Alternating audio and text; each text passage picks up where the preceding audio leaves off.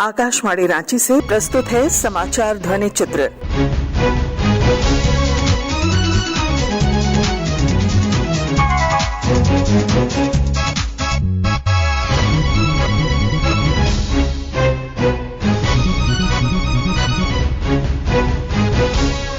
इस अंक में कोविड सुरक्षा, झारखंड का बजट और आजादी का अमृत महोत्सव। झारखंड समेत पूरे देश में कोरोना वायरस के नए स्वरूप ओमिक्रॉन को देखते हुए श्रोताओं से अपील है कि सतर्क रहें और पूर्ण टीकाकरण कराएं। साथ ही 15 से 18 वर्ष के किशोरों और अन्य लोगों के टीकाकरण में भी मदद करें। सुरक्षित रहने के लिए कृपया 3 सरल उपायों का पालन अवश्य करें। कोविड-19 से बचाव और सुरक्षित रहने के 3 उपाय। मास्क लगाएं, 2 गज दूरी है जरूरी, सुरक्षित दूरी रखें, हाथ और मुंह साफ रखें। झारखंड विधानसभा के बजट सत्र में 3 मार्च को सदन में वित्त वर्ष 2022-23 का बजट पेश किया गया। राज्य के वित्त मंत्री रामेश्वर उरांव ने सदन में बजट पेश करते हुए कहा, अध्यक्ष महोदय, मैं भारत का संविधान के अनुच्छेद 203 के अनुसरण में सदन के समक्ष राज्य का सकल बजट 1,01,101 करोड़ का अनुमान प्रस्तुत करता हूँ। बजट में प्रावधानित सकल राशि को यदि प्रक्षेत्र के दृष्टिकोण से देखा जाए तो सामान्य प्रक्षेत्र के लिए 31,896 करोड़ 64 लाख, सामाजिक प्रक्षेत्र के लिए 37,313 करोड़ 22 लाख तथा आर्थिक प्रक्षेत्र के लिए 31,891 करोड़ 14 लाख उपबंधित किए गए हैं।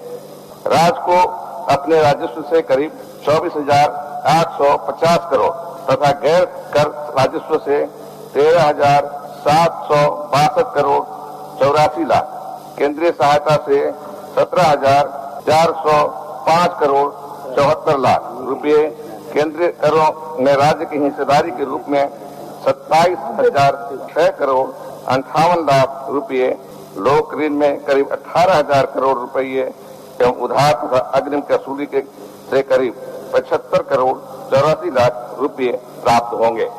वित्तीय वर्ष 2020-21 में कोरोना महामारी के कारण देश एवं देश के अन्य राज्यों की तरह झारखंड के विकास दर में भी गिरावट आई।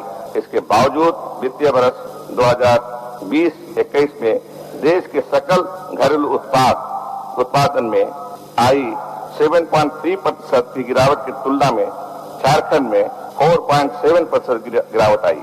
अध्यक्ष महोदय, सरकार की दूरदर्शी प्रयासों के फलस्वरूप वित्तीय वर्ष 2021-22 में विकास दर कांस्टेंट प्राइस पर 8.8% होने का अनुमान है। करंट प्राइस पर यह विकास दर 14.5% अनुमानित है।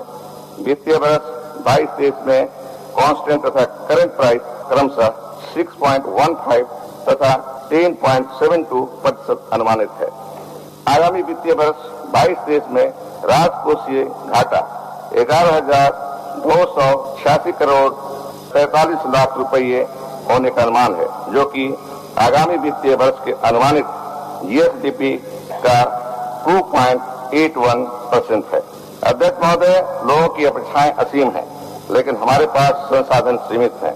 इस बजट के माध्यम से हमारा प्रयास है कि आधारभूत संरचनाओं तथा व्यक्तिगत लाभ की योजनाओं के बीच बेहतर सामंजस्य बने। इसलिए इस बजट में पानी, बिजली, सड़क, स्वास्थ्य, शिक्षा जैसे क्षेत्रों में आधारभूत संरचनाओं के निर्माण पर ध्यान देने के साथ साथ व्यक्तिगत लाभ की योजनाएं जैसे यूनिवर्सल पेंशन, चावल, दाल, धोती, साड़ी, आवास, छात्रों के पठन पाठन पर भी बल दिया गया है।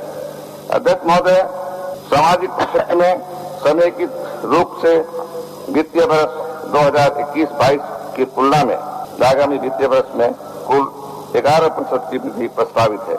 इसके अंतर्गत स्वास्थ्य, पेयजल, शिक्षा एवं खाद्यान्न वितरण जैसे सामाजिक क्षेत्र पर बल देते हुए स्वास्थ्य में 27%, पेयजल में 20%, शिक्षा में 6.5% तथा खाद्यान्न वितरण में 21% की बढ़ोतरी की गई है।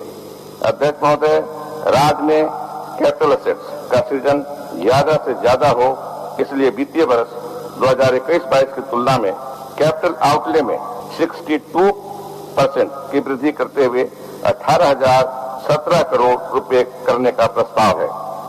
वित्त मंत्री ने अपने बजट भाषण में कहा कि राज्य सरकार अगले वित्त वर्ष में किसानों के लिए कई योजनाएं लाने जा रही है। अध्यक्ष महोदय, हमारी संवेदनशील सरकार द्वारा कोविड-19 जैसी महामारी से राज्य के किसानों को राहत देने के लिए झारखंड कृषि ऋण माफी योजना के तहत अब तक 2,11,530 कृषकों के खाते में 836 करोड़ रुपए हस्तांतरित की गई है। जल निधि योजना के अंतर्गत राज्य के सभी जिलों में विशेष सिंचाई सुविधा अंतर्गत 1,766 डीप बोरिंग का कार्य एवं 1,863 परकोलेशन टैंक निर्माण की योजना है। आगामी वित्तीय वर्ष 2022-23 में एग्री स्मार्ट योजना के अंतर्गत प्रथम चरण में 100 गांव का चयन माननीय स्थानीय विधायक की अनुशंसा पर किया जाएगा। इन चयनित गांव का गैप एनालिसिस कर विभिन्न योजनाओं से कन्वर्जेंस करते हुए इन गांव का समग्र विकास किया जाएगा।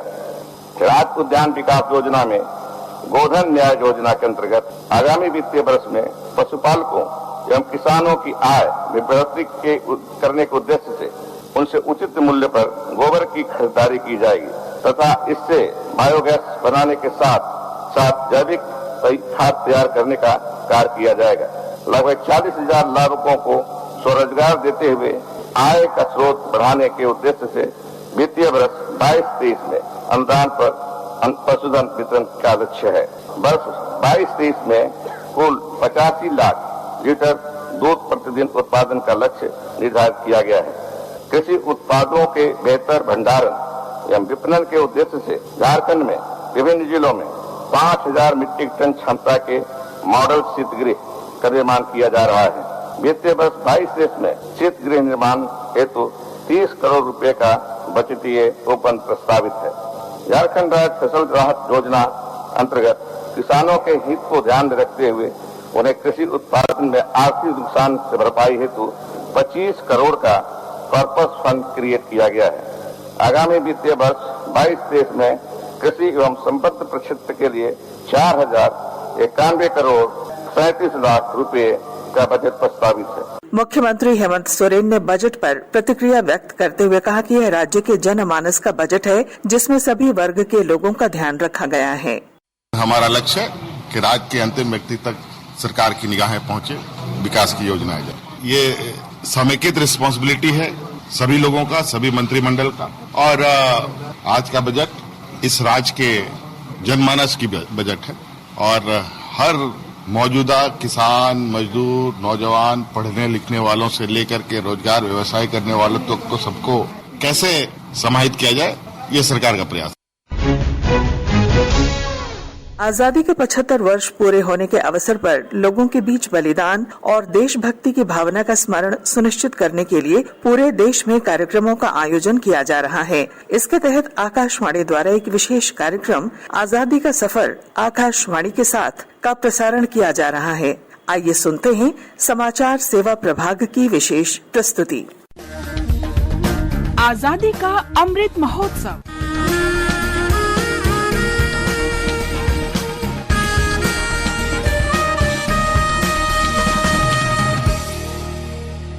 आजादी का सफर आकाशवाणी के संग। भारत का शानदार स्वाधीनता संघर्ष आधुनिक विश्व के महानतम संघर्षों में से एक है। आकाशवाणी से हम आपके लिए रोजाना ला रहे हैं इस शानदार संघर्ष की झलक।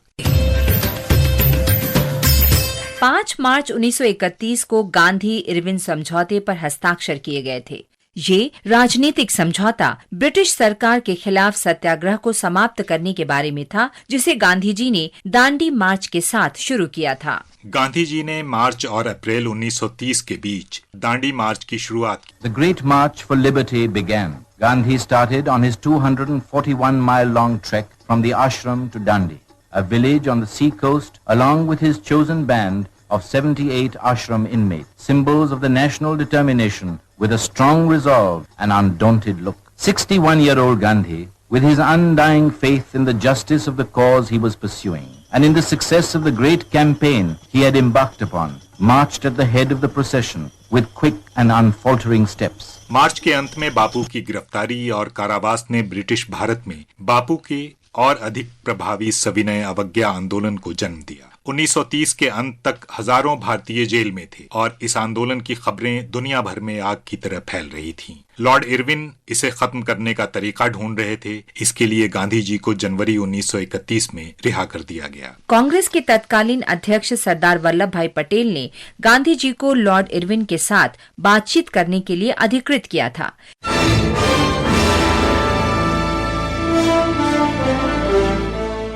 संधि के अनुसार भारतीय राष्ट्रीय कांग्रेस की ओर से गांधी जी सविनय अवज्ञा आंदोलन बंद करने के लिए सहमत हुए। कांग्रेस संवैधानिक सुधारों की रूपरेखा तैयार करने के लिए दूसरे गोलमेज सम्मेलन में शामिल होने के लिए सहमत हुई। यह भी सहमति हुई कि ब्रिटिश शासन भारतीय राष्ट्रीय कांग्रेस की गतिविधियों पर प्रतिबंध लगाने वाले सभी आदेशों को वापस लेगा। ये भी सहमति हुई कि अंग्रेज नमक पर कर हटा देंगे, जिससे भारतीयों को अपने स्वयं के उपयोग के लिए कानूनी रूप से नमक का उत्पादन, व्यापार और बिक्री करने की अनुमति मिली। ओडिशा माटीर वीर पुअटे गर्वित झापाई देश। हम स्वतंत्रता सेनानी और राजनेता बीजू पटनायक के नाम से विख्यात विजयानंद पटनायक को भी याद करते हैं। उनका जन्म 5 मार्च 1916 को हुआ था। आधुनिक ओडिशा के वास्तुकार माने जाने वाले बीजू को प्यार से कलिंग के नायक और कलिंग के खारवेला के नाम से भी जाना जाता है। बीजू पटनायक ने ओडिशा के रेवेनशॉ कॉलेज में प्रवेश किया, लेकिन विमानन में उनकी रुचि के कारण उन्होंने बीच में ही कॉलेज छोड़ दिया और एक पायलट के रूप में प्रशिक्षण लिया। पटनायक ने एक निजी एयरलाइंस में नौकरी शुरू की, लेकिन द्वितीय विश्व युद्ध की शुरुआत में वे रॉयल इंडियन एयरफोर्स में शामिल हो गए। सेवा में रहते हुए उनकी रुचि राष्ट्रवादी राजनीति में बढ़ी। बर्मा में ब्रिटिश कमांड के तहत लड़ने वाले भारतीय सैनिकों को राजनीतिक पत्रक पहुंचाने और कांग्रेस पार्टी के नेताओं को पूरे भारत में उनके ठिकाने से लेकर गुप्त बैठकों में ले जाने जैसे कार्यों के कारण अंग्रेजों ने उन्हें जेल में डाल दिया था।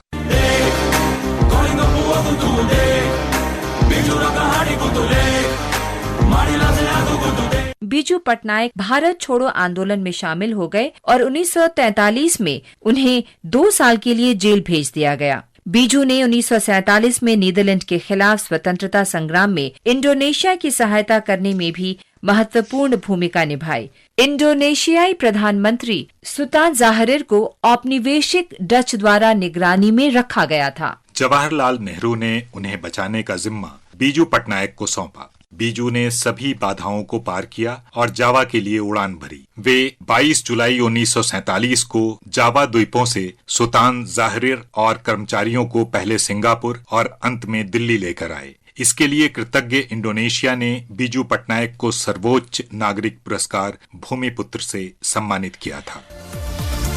चिरबंदिता एई माटी मा बंधन बांधी काहे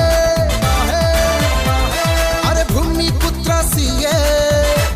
1946 में बीजू पटनायक उत्तर कटक निर्वाचन क्षेत्र से ओडिशा विधानसभा के लिए निर्विरोध चुने गए। वे 2 बार ओडिशा के मुख्यमंत्री बने। इस महान स्वतंत्रता सेनानी को हमारा नमन। आज बस इतना ही। आजादी का सफर आकाशवाणी के संग।